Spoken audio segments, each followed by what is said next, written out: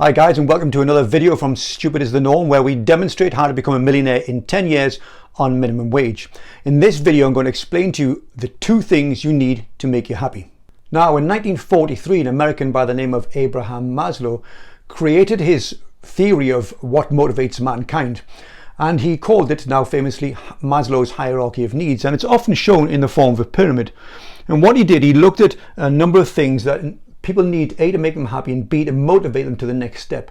And he started with the very basis first, and right at the beginning of the bottom of his pyramid was physiological needs, and these tend to be things like food, water and clothing, such like. But once you had them, you now needed something else to motivate you, and something else that you valued above those things. So then he put after that safety, which would make sense. Once you've got food and clothing, you now need somewhere safe to live. So that mainly meant shelter, somewhere to live, rent or buy, whatever. He says then once that's done, now what's going to motivate you is the search for love. And then that went on until right at the top he put something called transcendence, whatever that is. Now, it's a well-respected motivational theory by everyone across the world, used in many motivational seminars and that sort of thing. But I find it a bit fiddly, a bit untidy. So I'm going to tidy it up and break the whole lot down to only two things. So this is it. This is Perry's hierarchy of needs. It consists of only two things. The first one being oxygen, and the second one, money. If you ask a lot of group of people what it is they need to survive, you can bet after oxygen, money is right up there alongside it. I would argue that money will provide you everything that's on Maslow's hierarchy of needs, even the more emotional and esoteric things. But if we start from the basis, you want food and clothing, money will provide. You want shelter, money will provide. You want love, money will provide. Don't believe me? Check out Bernie Ecclestone and what he always has on his arm. You want to change the world? You want to make the world a better place? Money will do that too.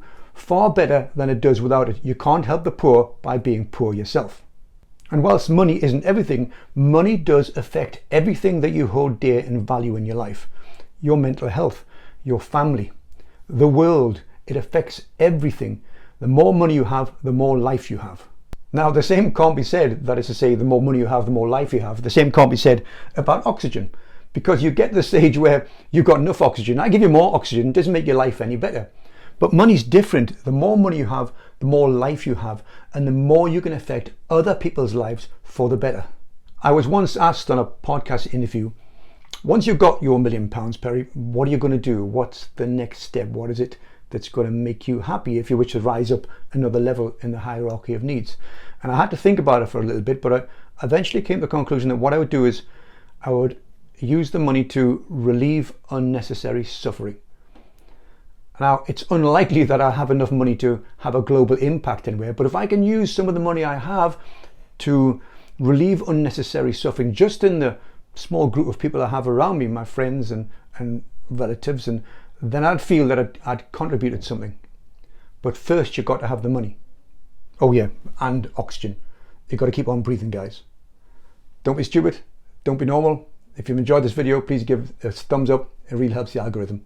See you again, guys.